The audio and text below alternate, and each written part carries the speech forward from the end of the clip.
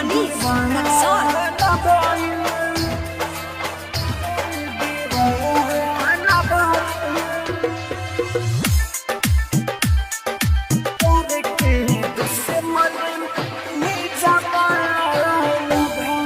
लागेला मिलने अब ना हो पाई, याद तो हरे हमके तड़े पाई। लागेला मिलने अब ना हो पाई, याद तो हरे हमके तड़े पाई।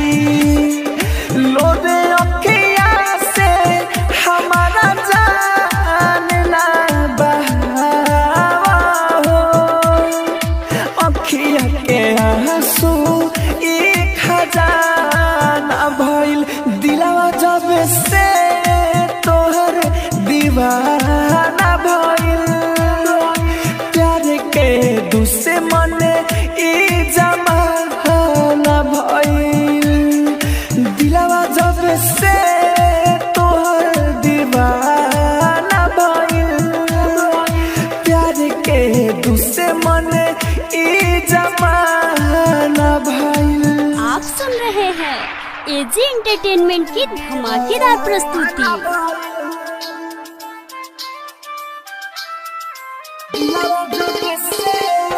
DJ Manish Raksol।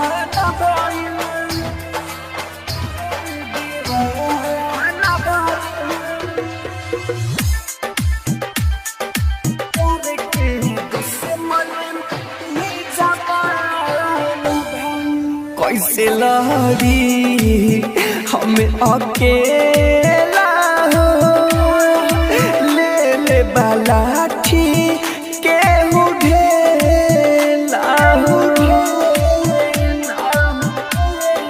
कैसे लहरी हमें अकेला हो, ले ले बालाठी के उठेला हो।